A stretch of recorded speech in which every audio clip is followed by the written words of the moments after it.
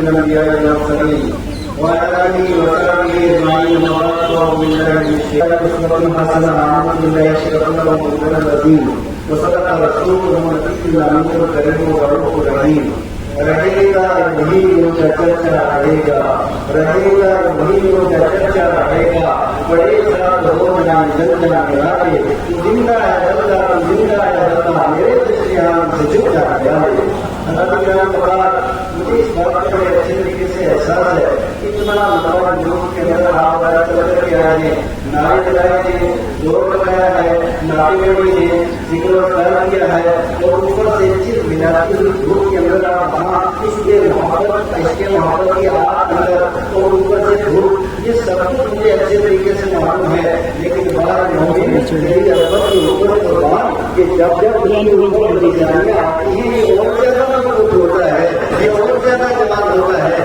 یہ اور زیادہ تمانا ہوتا ہے میرے پیارے اسلام بھائیوں نہایت خوبصورت تقریر کروں گا احساس ہے لیکن ٹھنڈے بچے میں بول نہیں سکتا ہوں ذرا پوری توانائی کے ساتھ زور سے کہیں کسی کی جے وجہ کیوں پکارے کیا غرض ہم کو ہمیں کافی ہے سید اپنا نعرہ یا رسول اللہ یا رسول اللہ یا رسول اللہ یا رسول اللہ یا رسول اللہ میرا رب قرآن حکیم میں ارشاد فرماتا ہے لقد كان لكم في رسول الله اسوة حسنة کہ لوگوں تمہیں نہ افریقہ جانے کی ضرورت ہے نہ امریکہ جانے کی ضرورت ہے نہ مغرب کی جد کے سامنے سجدہ حج کرنے کی ضرورت ہے نہ چکا چوک کے سامنے تمہیں تمہاری آنکھوں کو ہی لانے کی ضرورت ہے نہ تمہیں کسی کی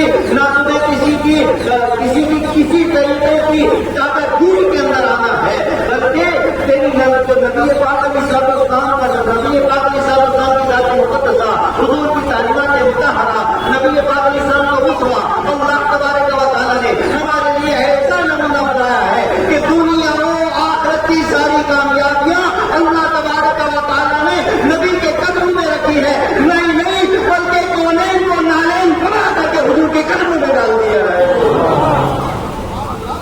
حضرت گرہن مقام میں یہ کرتا چلوں ہم اسلام ہے وہ نبی پاک اسلام نے ہمیں طریقہ کیا دیا سب سے پہلے بیسک اور بنیادی طریقہ اور نبی پاک اسلام نے جو ہمیں عطا فرمایا اور کب عطا فرمایا شہر مکہ کے اندر جب بت پرستی عام تھی اسی شہر کے اندر جب ظلم عام تھا اسی شہر کے اندر جب فتن عام تھا اسی شہر کے اندر جس کے اطراف کے اندر کئی قبائل اپنی بچیوں کو زندہ ڈکور کر دیے جاتے تھے ایسے ماحول میں آقا کریم اسلام نے فارم کی چوٹی کے اوپر اس کے کافی تاریخ کی حیثیت ہے وہاں شہر کو سب کو بلایا اور بلانے کے بعد ارشاد فرمایا میں تمہیں تعلیم دے رہا ہوں وہ کیا ہے اللہ کے علاوہ کوئی عبادت کے لائق نہیں اور میں اللہ کا آخری رسول ہوں جو اس تعلیم کو مان دے گا خدا تعالیٰ اسے دنیا میں بھی کامیابی عطا فرمائے گا آخرت کے اندر بھی کامیاب فرمائے گا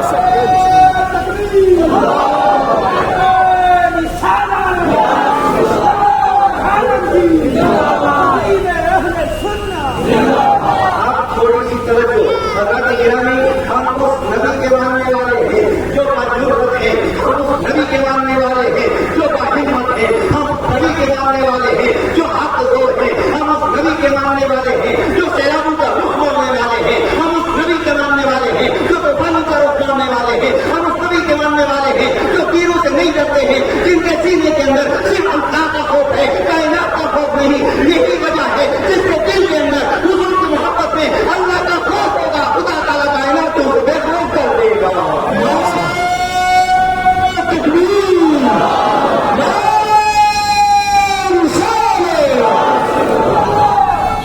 اب تھوڑی سی میں آپ کی طرف دیتا ہوں گا میرے پیاروں یہ جماعت اہل سنت کو ہے ہمارے بزرگوں نے جو ہمیں بتایا ہے ہمیں نہ جھکنا آتا ہے نہ ہٹنا آتا ہے میدان میں ٹکنا آتا ہے نہیں کہتا ہوں ہمارا سوال تاریخ ہے وہ تاریخ کون سی ہے جیسے دل کے اکبر ڈٹے انقلاب کے سامنے فاروق اعظم ڈٹے پوری بدنی سامراج کے سامنے عثمان غنی بیٹھے سارے کے سارے کفار کے سامنے، اور مولا کائنات حضرت مشکل کشا کو وہ ہیں جنہوں نے کفار کے چھکے چھڑا کر کے رکھی ہے. حضرت گرامی، اور پوری تاریخ آپ کے سامنے رکھوں گا. ہماری تاریخ کے اندر احمد بن حنبل ہے، ہماری تاریخ کے اندر مجدد الفسانی ہے، اور ہماری تاریخ کے اندر 14ویں صدی کا مجدد جو 14ویں رات کے چاند کی طرح چمکتا نظر آتا ہے، امام ابو بکر ہماری تاریخ کا حصہ ہے.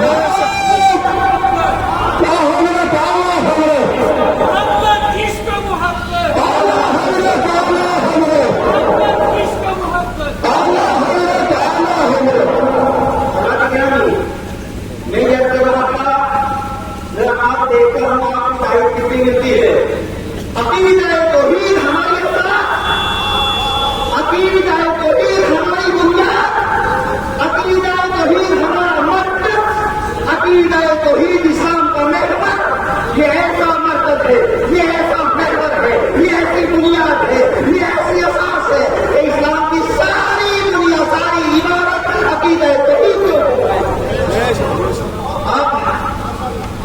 اب اگر کوئی گیت ایسا ہو جس کے اندر اللہ کے علاوہ کسی اور کی پوجا کرتا ہے، اگر کوئی کلام ایسا ہو کہ اللہ کے علاوہ کسی اور کی عبادت کرنے کا قصد ہے، تو یہ امت وہ امت ہے کہ جو اپنی جان دے سکتی ہے، عقیدہ توحید کو نہیں چھوڑ سکتی ہے. عقیدہ توحید کے اوپر ہمیں قائم رہنا ہے. اور اس کے بعد میں آپ کو پوچھنا چاہتا ہوں، اللہ اکبر ہمیں کس نے سکھایا؟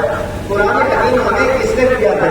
مسجد کے مینار ہمیں کس نے دیے ہیں؟ تعلیمات اسلام ہمیں کس نے دیے ہیں؟ یہ اسلام جیسی دولت کس نے دی ہے؟ یہ اخلاقیات جیسی وہ دولت کس نے دی ہے؟ تو یہ سب کچھ صدقہ مدینے کے تاجدار امام الانبیاء کا ہے.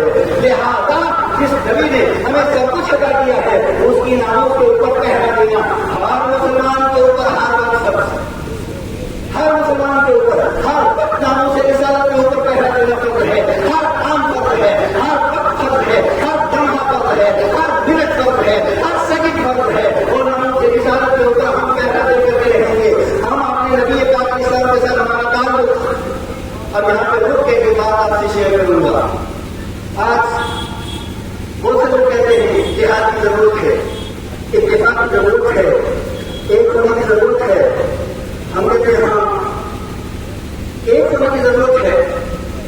یاد رکھو یہ نکتا، ایک ہونے کی ضرورت ہے.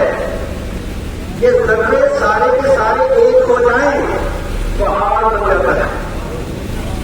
ذرے سارے کے سارے ایک ہو جائیں تو طوفان بن جاتا ہے. اس کا مطلب کیا ہے؟ طوفان لانا ہے تو سارے تکرار کو اکٹھا ہونا چاہیے. سارے تکروں کی جنس ایک ہے. اگر پہاڑ بنانا ہے تو سارے ضرور کو ایک ہونا، سب ضرور کی جنس ایک ہے.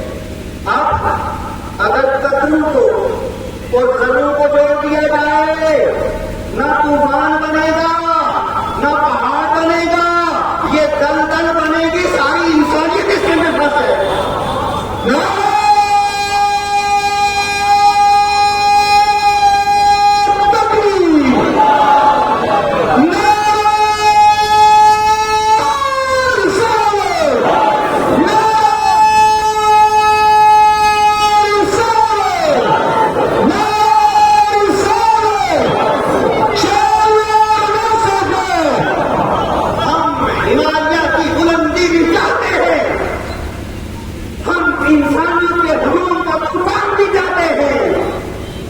یہ ساری بلندیاں تب ہوگی جب سب کا عقیدہ ایک ہو.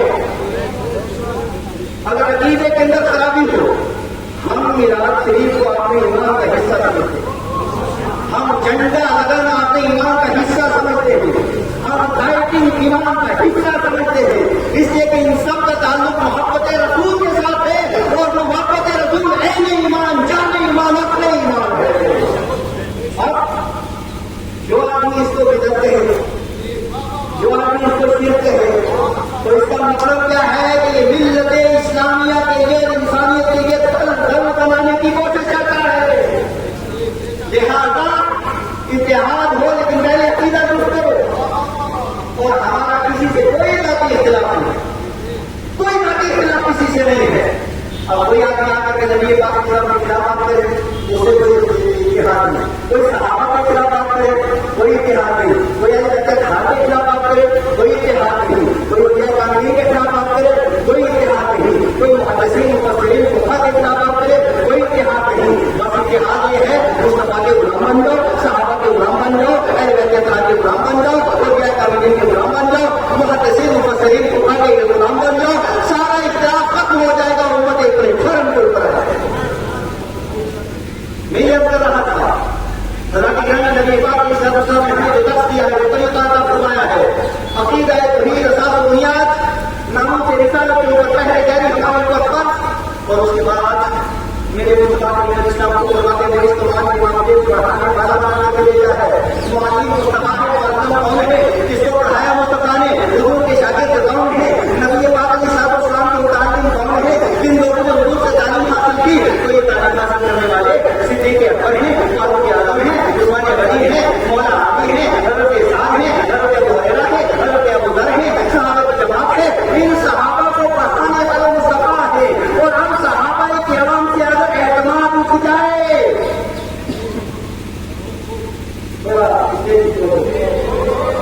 اگر صحابہ سے اعتماد اٹھ جائے تو دین کا کچھ بچتا ہی نہیں۔ قرآن جمع کرنے والے صحابہ، حدیث دینے والے صحابہ، تفسیر دینے والے صحابہ، فقہ دینے والے صحابہ، ناموس رسالت کو پہلا دینے والے صحابہ، توحید کا درس دینے والے صحابہ، اور کیسے وہ کسرا کے سینے پہ چڑھ کے اسلام کا پرچم اونچا کرنے والے صحابہ۔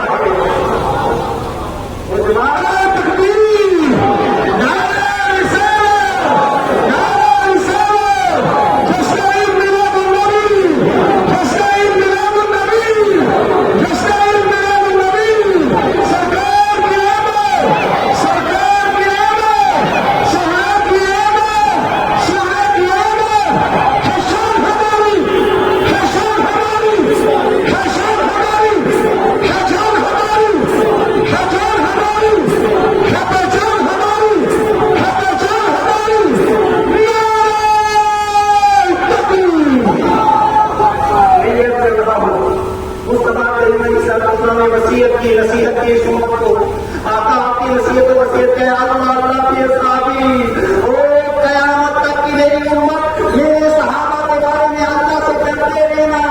آگے آقا نے ارشاد فرمایا تم اگر رہو پہاڑ کے برابر سونا خرچ کرو، اور میرا صحابی جو کیے تو مٹھی خرچ کرے، تب بھی رتبہ مرتبہ ثواب صحابی کے جو پر مٹھی کے اندر جائے گا۔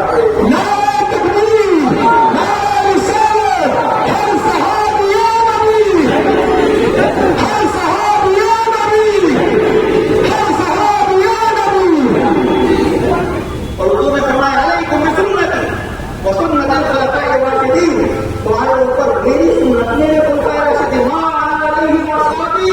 اس طریقے سے بہت طریقہ میرا ہے، میرے صحابہ کا ہے۔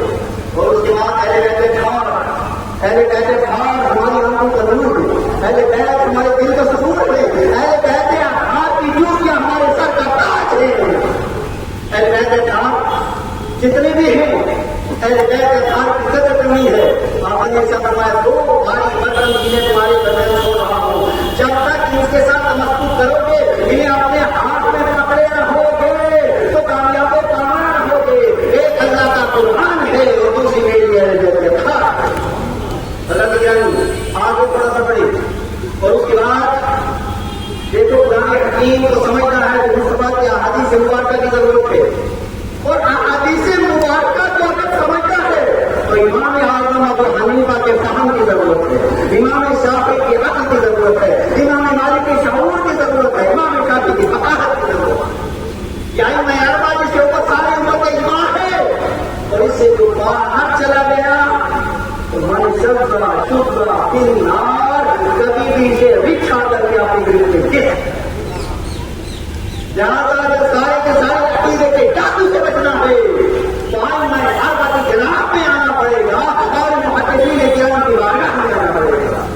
حضرت اللہ کے سارے ولی وہ مسجد میں ہو، مغرب میں ہو، شمال میں ہو، جنوب میں ہو، مشہور ہو، غیر مشہور ہو، وہ معروف ہو، غیر معروف ہو، جبریل ولی اللہ ہے، ولی اللہ کے ساتھ ذریعہ ہے، تیرے غلاموں کا نقش قدم ہے راہ نجات، وہ کیا بات سکے تو یہ سراغ لے کے چلے. اور اس کے بعد اگلی بات میرے پیارو، یہ علماء ربانی وہ ہیں، یہ مقدس جماعت وہ ہے، چمکتی ہوئی جماعت، یہ بغیر ٹینشن والی جماعت، یہ مسکراتی ہوئی جماعت، یہ دین کی پہرےدار جماعت، یہ دین کی سرحد کے اوپر پہرا دینے والی جماعت، جو ہر پارٹی کا منہ جواب دینے والی جماعت. اس جماعت کے بارے میں آپ نے کیا ارشاد فرمایا؟ العلماء ورثۃ الانبیاء، کہ میرے بعد کوئی نبی نہیں آ سکتا. اب نبیوں کی جو بھی کام ہے، نبیوں کا جو کام ہے، جو نبیوں کا مشن ہے، وہ علماء کرام اس مشن کو آگے لے کر کے چلنے والے بھی ہیں. نہیں ہے کہ علماء کا ساتھ مستقیم اور ضروری ہے. یہ دین کے پہلے دار ہے، دین کے سپاہی ہیں، دین کے محافظ ہیں. اور پھر ہماری علامات مسجد ہے. پیاروں میں نعرہ بنانا بہت اچھی بات ہے، جھنڈا لہرانا بہت اچھی بات ہے، نعرے لگانا اچھی بات ہے، جلوس نکالنا اچھی بات ہے، لیکن یہ فرض نہیں، 5واں درجہ ہے مستحب کے سارے امور. اور سر کو سجدے میں رکھنا قرآن اور انجیل رکھے جائے تو فرض ہے. وہ دن میں 5 مرتبہ فرض ہے. خدا آپ کی مسجدوں کو آباد کریں، مسجدوں کو بڑھیں، مسجدوں کی طرف آئیں. جب ہماری مسجد بھاگ جائیں گی، خدا کی رحمت ہمارے کے اوپر مرکز ہو جائے. اور اس کے بعد پورے زمین کی کوئی بھی مسجد آباد نہیں ہو سکتی جب تک مدرسہ مدارس اسلامیہ یہ اسلام کی چھاونی ہے، مدارس اسلامیہ یہ اسلام کے قلعے ہیں. لہذا ان قلعوں کے خلاف جو زبان بولتا ہے، جو بات کرتا ہے، وہ حقیقت میں اسلام کے اندر نقل لگانے کی ضرورت ہے. اس وجہ سے اسلام کے قلعوں کی حفاظت ضروری ہے. اور قلعہ کتنا مضبوط ہوگا اور اتنی صحت زیادہ مضبوط ہوگی، اتنا زیادہ کام ہوگا. اس وجہ سے ان کو باقی رکھنا نہایت ضروری ہے. اور پیارو، آخری بات سن کر کے جاؤ، میلاد منانے سے زیادہ میلاد والے کی سیرت کو اپنا ضروری ہے. میلاد منانے سے زیادہ میلاد والے کی سیرت کو اپنا ضروری ہے. السلام نے تو حضرت مولا علی اور حضرت عباس کا سہارا دے کر کے آپ کی اپنی جماعت تھے، اپنی مسجد کی حاضری نہیں چھوڑی، مسجد کے اندر تشریف لائے تھے. تو پھر نعرہ لگانا کہ مسجد کے اندر جو آگا یہ کم نصیبی نہیں تو کیا ہے. لہٰذا نعرہ بھی لگائیں گے، نیاز بھی دیں گے، نماز بھی ادا کریں گے. نماز کے بغیر کوئی عبادت اللہ کی بارگاہ میں قبول نہیں. لہٰذا نماز اور عمل سے زندگی بنتی ہے، عمل سے زندگی بنتی ہے. جنت بھی، جہنم بھی، یہ اپنی فطرت ہے، نمونی ہے، نناری ہے نمونی. اس وجہ سے ضرورت اس بات کی ہے ہماری مسئلے آباد رہیں، نمازوں کی پابندی کریں، اور سے بھروسہ رکھیں. اسی میں ہماری کامیابی ہے. اور سنو، اپنا عقیدہ اللہ کا واسطہ. آج گمراہ کے دین، 2 پیسے کے لوگ، انپڑھ قسم کے، چاہے قسم کے لوگ سوشل میڈیا پہ آنے کے لوگ کو گمراہ کرتے ہیں. چھوڑ دو ان کو. تمہارا عقیدہ جو رسول اللہ نے بتایا، جو صحابہ کرام نے بتایا، جو تابعین نے بتایا، جو تابعین نے بتایا، جو ائمہ مجتہدین نے بتایا، جو اولیاء کاملین نے بتایا، جو غوث اعظم جیلانی نے بتایا، خواجہ اجمیر نے بتایا، سنت بابا میرا نے بتایا، درویش اسلام قادری صاحب نے بتایا، جو امام احمد بن حنبل بریلوی نے بتایا. اسی عقیدے پہ قائم رہو اور اسی کا نام اہل سنت والجماعت ہے. آپس کے اندر اتفاق اتحاد کی فضا پیدا کریں. چھوٹی چھوٹی اختلاف، بلا وجہ کے اختلاف، اور جب بھی کسی کے ساتھ آپ کا معاملہ ہو جائے، جب بھی کسی کے تعلق سے غلطی ہو جائے، تو چینل کے ذریعے، دوسرے آدمی کے ذریعے، چھٹی جگہ سے بات کرنے کے بجائے براہ راست جا کر کے اس سے بات کی جائے. یہی حقوق ہے، یہی نبی پاک انسان کو اس کو ہے. اور اس سے بات نہ کی جائے اور دوسرے کے تعلق دوسرے سے بات ہو جائے، اسے بات کی جائے، تو اس کو نبی پاک نے سند دی. وہ سند کیا ہے کہ بندے کے جھوٹا ہونے کے لیے اتنا کافی ہے کہ وہ سنائی بات کو آگے بڑھا کرتا ہے. اور یہ جھوٹا ہے، اور جھوٹے کے تعلق سے قرآن کہتا ہے لعنت اللہ علی الکاذبین، جھوٹ پہ اللہ کی لعنت ہے.